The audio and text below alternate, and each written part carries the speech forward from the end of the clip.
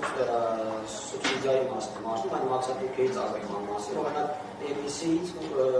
ընկերությունը 803 միլիոն դրամի ապրանք է ներմուծել, որից մաքսատուրքից է ազատվել, Anitex-ը 1 միլիարդ 556 միլիոնի, Ampere 550 միլիոն, Teflon 460 միլիոն եւ մոտավորապես ընդհանուր 3 միլիարդ ու կեսի ապրանք է ներմուծել, որի մաքսատուրքից ազատվել, եթե դուք պատրաստ եք 1 միլիոն դրամ,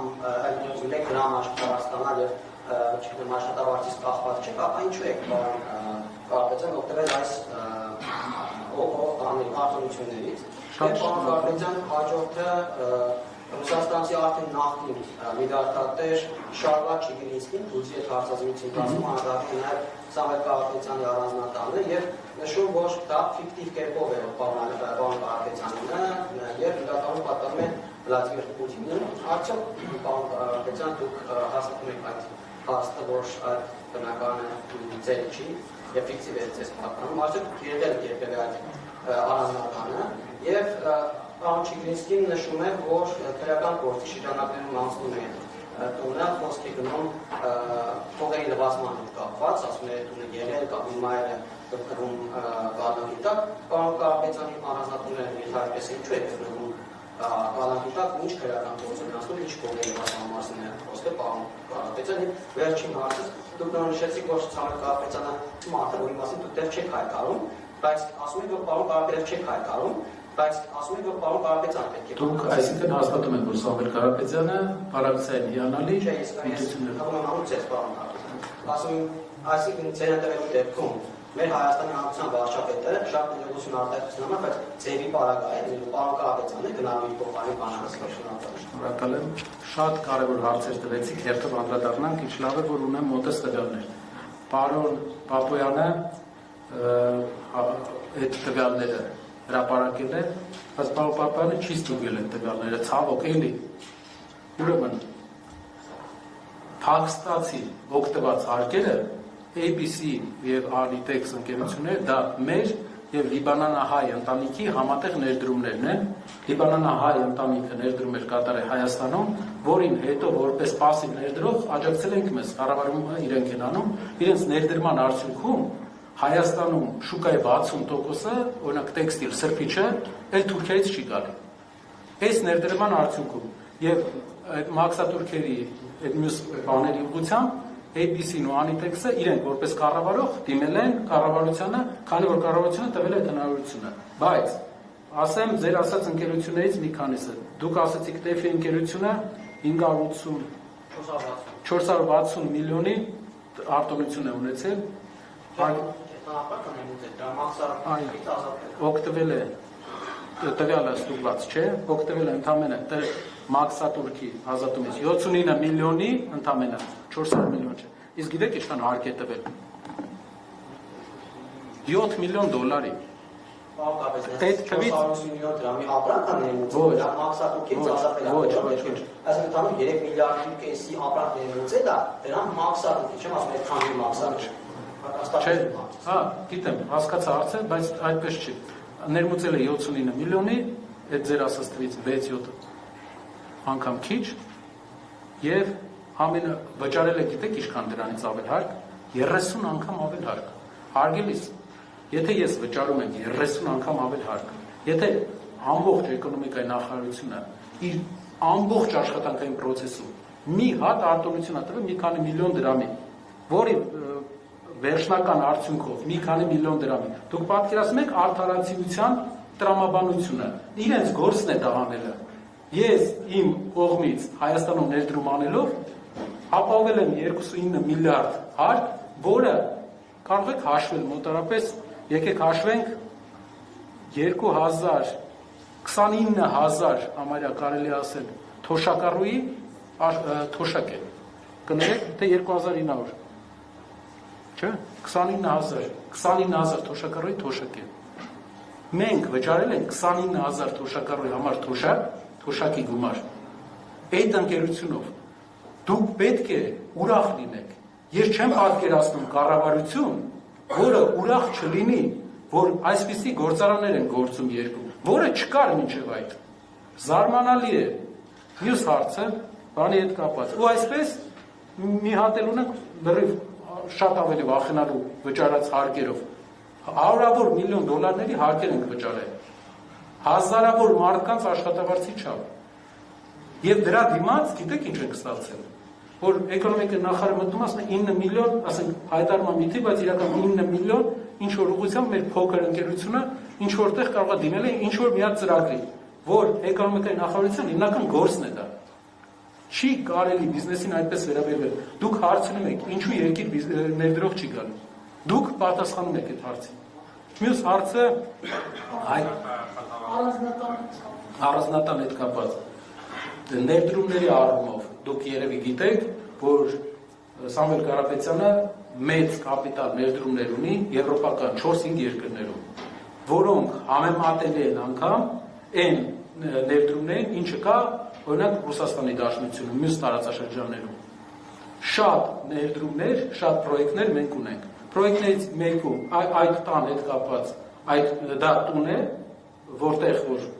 մենք ներկա ենք եղել ենք տան հետ կապված այդ պրոցեսները ինչ որ գնում են, հնարավոր է երկու երկրների միջև, այդ երկու երկրների միջև պրոցեսների շրջանակներում է գնում, բայց մեր կապիտալը, դա մեր կապիտալն է, ի դեպ, ուզում եմ դուք ուշադրություն դարձնեք, Սամվել Կարապետյանը Ռուսաստանում դարձել է ֆինանսապես հաջողակ մարդ, չունենալով որևէ հումքային ընկերության մեջ փայլ, այդ երկրում անշարժ գույքի մեջ ներդրում կատարելով, Արաբական Միացյալ Էմիրություններում անշարժ գույքի մեջ ներդրում կատարելով, Հունաստանի Հանրապետությունում անշարժ գույքի մեջ ներդրում կատարելով, ինչ է անշարժ գույքը։ Անշարժ գույքը դա քրտնաջան աշխատանք է։ Չի կարելի բոլորին, այդ դուք պատկերացնում եք Սամվել Կարապետյանը միակն է, ով չի ընկել, ամենակչերից մեկն է, ով չի ընկել արևմտյան պատժամիջոցների մեջ, այս պատերազմների սկսելուց հետո։ Ինչու։ Ձեզ չի հետաքրքրում ինչու։ Որովհետև նրա աշխատած ամեն լուման աշխատած է եւ ամենա հիասթափեցնող այս process-ի մեջ Հայաստանի ձևաչափով, որ երբ որ նրա վերաբերմունքը ներդրումային մենք տեսնում ենք Հայաստանի հանդեպ միշտ ու հայկական իշխանություններից մենք տեսնում ենք մի տեսակ, գիտեք ինչ, խանդ, վախ, չի կարելի վախենալ սեփական երկրի զավակներից։ Ձեր կառավարությունն էլ ոնց որ ինչ-որ թեմաներ բոլորի վրա բան է անում։ Երկու երկրների հարաբերությունների հետ կապված process-ներ են, բայց Սամվել Կարապետյանը քչերից մեկն է, սա բոլորը կարող են ռուսական ու ընդհանրապես տարածաշրջանային դաշտում, որ չի ընկել որևէ սահմանափակում հետակ, որովհետև իր աշխատած ամեն գումար, ամեն լումա աշխատած է։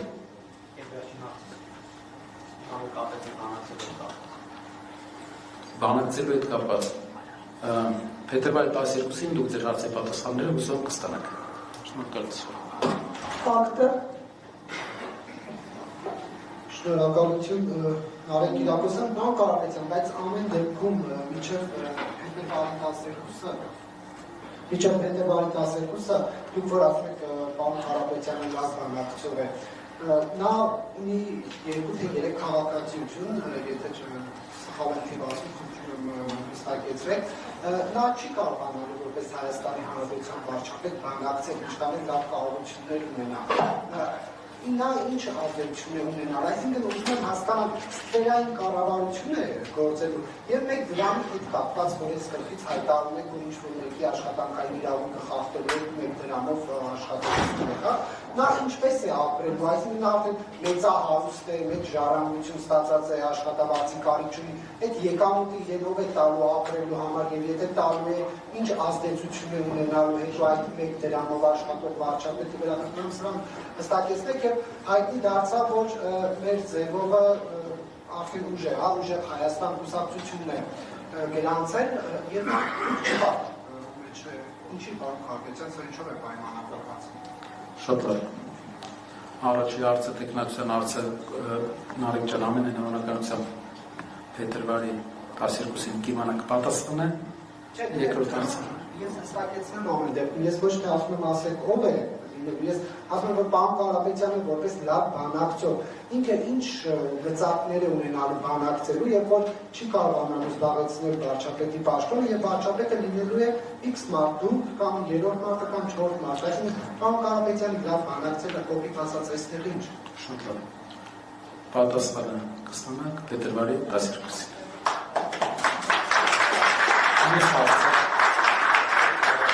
Այս հարցը 1 դրամի հետ կապված։ Մեր ուժի ներկայացուցիչը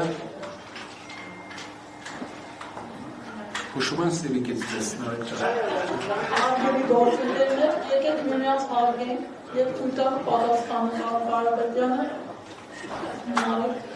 Համար շատակ պետք է համոզված լինեք ես ասում, որ ինձ որևէ մեկը չկա Ես ուրախ եմ այդ մասին լսելով, ուսով եմ ապացույցները կունենանք նաև հետագա ձեր գործունեության ընթացքում։ 1 դրամը մեր իշխանությունը, մեր ուժը, դրա մեր ուժի այն անձնավորությունը, ով ղեկավարել է մեր երկիրը, դրա կարիքը չի ունենալու։ Մենք պետք է հիշենք, որ պատմական շրջանը, շրջափուլի ժամանակ է ղեկավարելու։ Եվ սա պարտք է եւ ոչ թե իրավունք։ Երբ որ երկրի ղեկավարը աղքատությունը իջեցնի այն մակարդակին, ինչ օրինակ հարևան երկրներում են, գոնե 10%, 21%-ից իջնի 10%, մենք այդ ժամանակ կունենանք դեմք խոսել այդ աշխատավարձերի մասին, բայց ոչ հիմա, ոչ այս պարագայում։ Երբ դուք պատկերացնում եք Նարեկ ջան,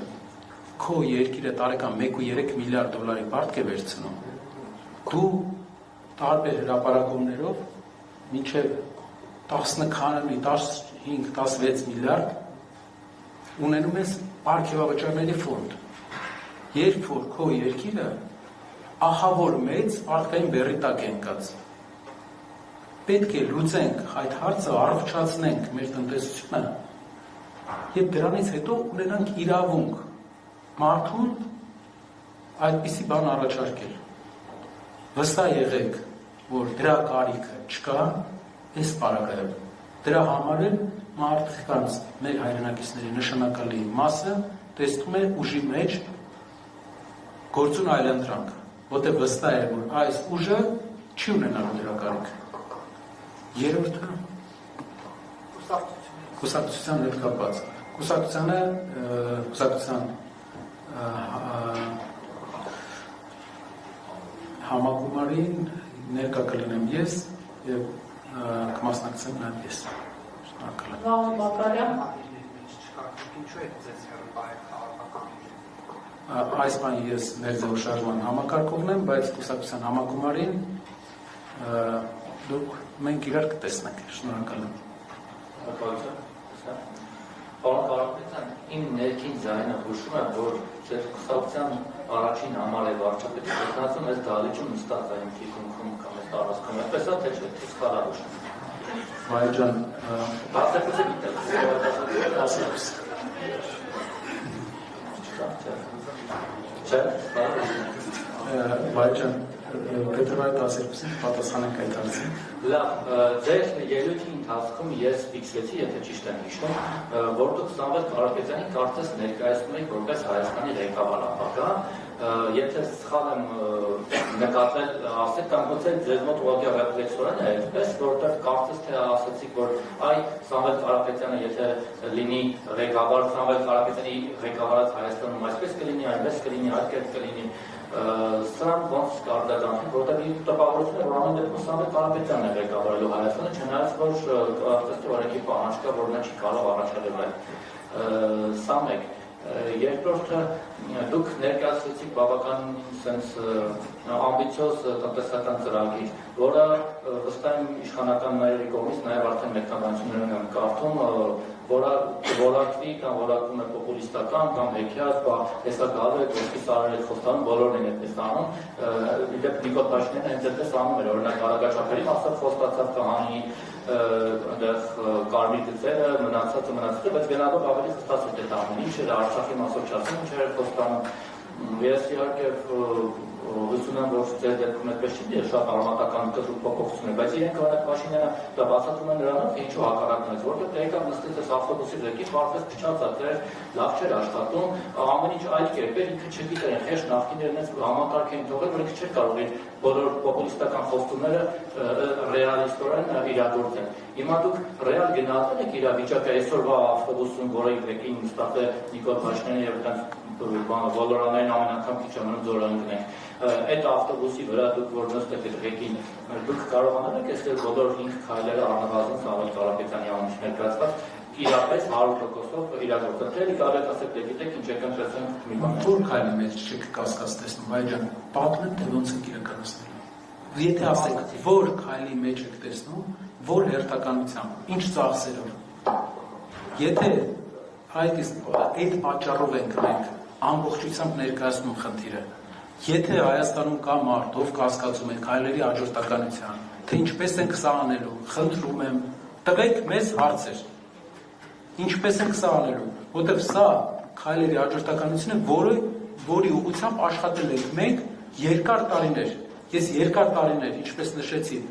բոլոր երկրի տնտեսական պատասխանատուները հետ շփվել եմ ու տեսել եմ, որ սա է պակասում։ Բոլորը աշխատել են, ասեմ, նախարարները շատ ժամանակ են ծախսել, աշխատել են, ինչ-որ բան են ուզեցել անել, իրենք չեն կարողացել բան փոխել, որտեղ տնտեսական քաղաքականության մեջ կա մի կարևոր թերություն։ Մեր երկիրը ինքը պետք է մասնակից լինի ներդրումային պրոցեսներին։ Մենք սպասում ենք, թե մեկը գա մեր երկիր ներդրում անի, չիպերի գործարան կառուցի, iPhone-ը բերից տեղ, ասի դուք շատ լավ ժողովուրդ եք, iPhone-ը բերելու եմ Իրանի կողքը հավաքեմ։ Ինչո՞ւ։ Այո, այդպես չի լինում։ Երկրները արևելյան Ասիայի փորձը ցույց է տալու, որ երկիրը պետք է մասնակցի ներդրումներ ներգրավելու ոչ շուկայական պայմաններ պետք է տանք ներդրողին, որ գա այս մեր տարածաշրջան, ընտրի մեր երկիրը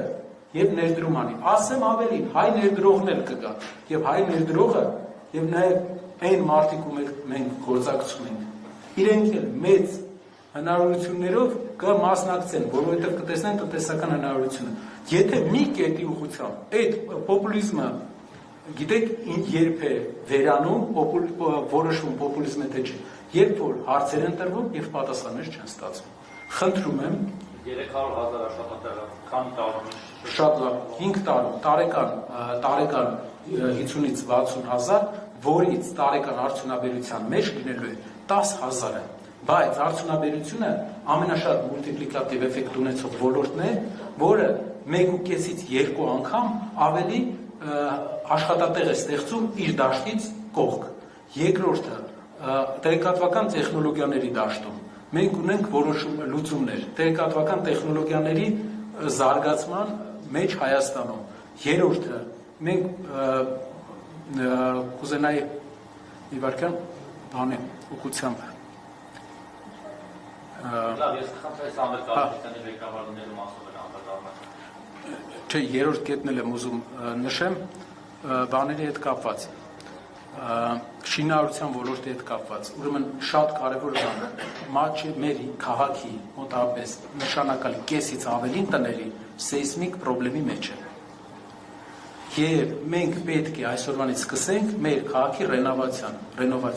20,000 բնակարան ծրագիրը դրա մի մաս է։ Մենք համեմատում ենք այս պահին պետության տրված վճարները եւ մեր ծրագիրը եւ տեսնում ենք, որ մեր ծրագրի պարագայում ավելի էժան կլինի։ Վերջի հարցը։ Սամվել Կարապետյանի որ ղեկավար եք ներկայացնում, գոնե մտքում ենթագիտակցող են Հայաստանի ղեկավար, դա Բայց դուք վստահ եք, որ Հայաստանի տնտեսությունը, Հայաստան հաղթությունից հանող ավելի լավ գործիչ երևի թե այս պահին քաղաքական դաշտում չկա, թե չէ։ Եթե ինքը չլինելու վարչապետը նավեկը մոտավորապես նույն հարց տվեց էլի, ամեն դեպքում հիմա բրենդինգը գնալ է Սամվել Կարապետյանի անձի շուրջ, թե ձեր նոր վարչապետի քետնադի, որը վերջում ներողություն թիրախավորել փորձել են հարցեր ուղղել հենց ձեր ներկայացած վարչապետի քետնադին, ով որ լինի Պողոս Պողոսյանը, ասել են, բա ինքը ով է ունել, ինչ կոչություն ունի, ինչ ճանապարհ ունի, ինչ քաղաքական անցյալ ունի, ինչ կարող է անել, հասկացանք հետևում Սամվել Կարապետյանը։ Շատ լավ, հետևάει 12-ին ինձ թվում է հայրենակիցների համար շատ հանգամանալից պատասխաններ կստացվեն։ Շնորհակալություն Armenia Today, հարգելի գործընկերներ, այսօր մենք հավաքվել ենք տնտեսական օրակարգի շուրջ քննարկման, եւս մեկ անգամ հորդորում եմ հարցերը ուղղել թեմայի վերաբերյալ, որքան էլ փորձեք, միևնույն է պատասխանը լինելու է